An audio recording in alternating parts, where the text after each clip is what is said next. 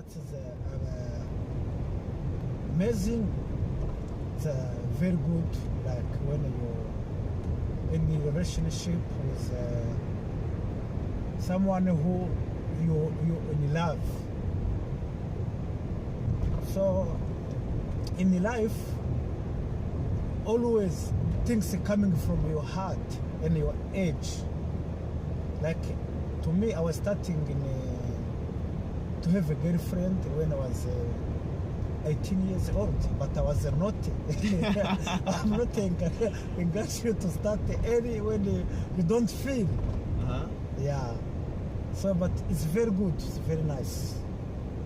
Like now, when I was coming from work, I'm having headache, I'm stressing of work.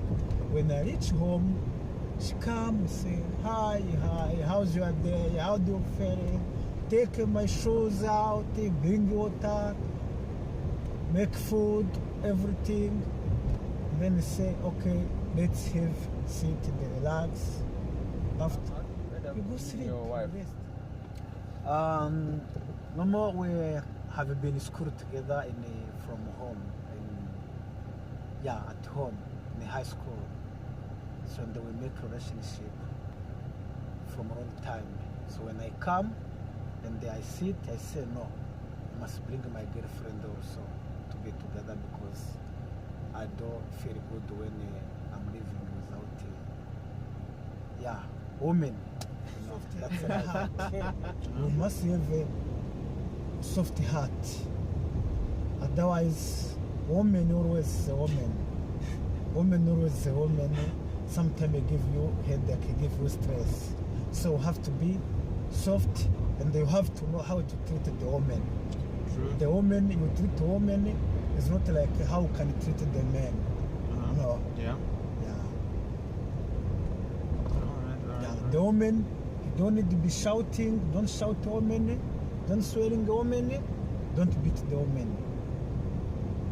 And always you must, always in your mouth you must say, hey baby, I love you. That's very good things which is pulling women to be in love with you much. And sometimes you buy like some flower, chocolate, you make surprise. You bring, hey, hello. You say, okay, close your eyes. Oh, open your eyes. You see, wow. Like intellectualizing your feelings. Like I do that. I think about how I feel, and sometimes I think that if I can rationalize, like with if I can think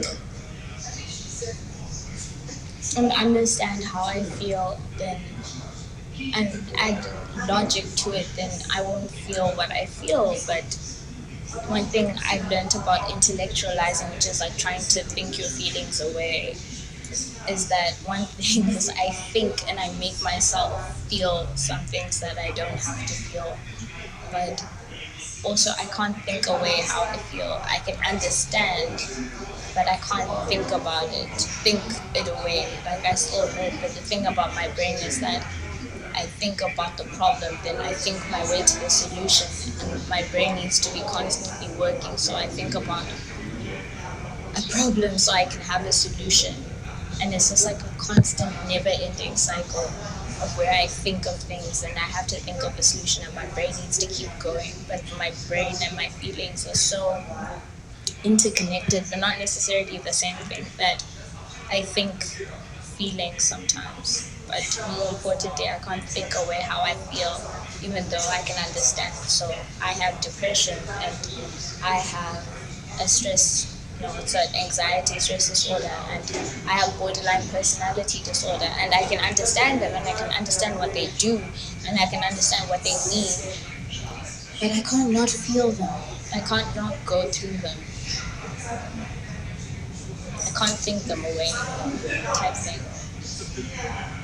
and I go through them, and I go through feeling sad. As much as I understand why it is that I'm feeling sad, I still feel sad, and I still hurt, and I still cry. As much as I sometimes think I understand why I'm crying, because sometimes I'm thinking of things that aren't even the obvious. I'm thinking, if I can think of something and I can place a thought on, and if I can root a feeling in a thought, then maybe that feeling will go away. But I think with intellectualizing, you misplace thoughts sometimes, because you're just trying to make sense of how you feel, but feelings don't make sense.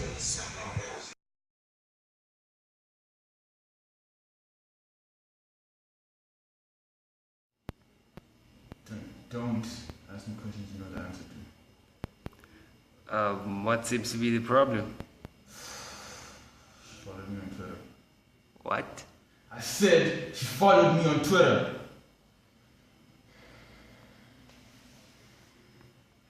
Okay. Don't you think you have read enough today? Don't tell me how to live life.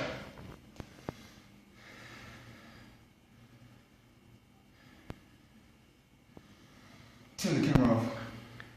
Turn the damn camera off.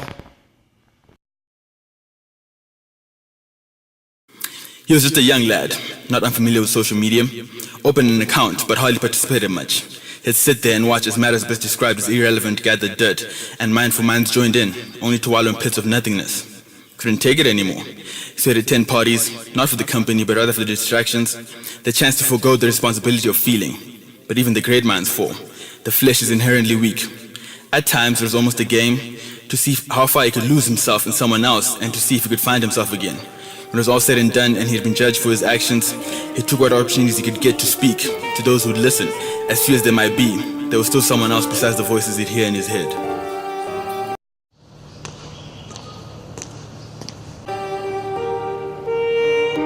They're living off the mainstream, trying to live the same dream, like it's the same thing. I'm living on the ideas from my mainstream of thought, so I'm living off the same stream that brought me to people envisioning the same dream I sought after, trying to cut the chains off from the master. But it's the chaining day that paved the way, so though I despise, I must thank you, master. The mainstream oppression brought about the unrefined sound that shook the ground when the poet started speaking, when the flow started peaking, when more started seeking knowledge, as opposed to the gold we're told will unfold before sold out. I can't help but wonder, what's that about? What's with the whole ordeal? Selling our souls short, trying to get that raw meal. With the savages going after that raw deal. But I cook best under pressure when I seal the cerebral juices with many uses. The only thing left is to reveal the fact that I'm my own master. Succumbing to my own vices. Through the use of these many portable devices, I hold them accountable for my pursuit of anything mountable. When I try and mount the amount of opportunity that I've lost, while trying to find myself. As if I've never had myself, but I don't even know if I know myself. So how can I know my world? How can I be sure something's bad for my health? The knowledge evades me as depression invades me, and the only person I've got to turn to left to hates me. The same person looking at me through the reflection, scared to speak up because like me, he fears rejection. From the same person he wants affection from, the same person trying to protect him from himself.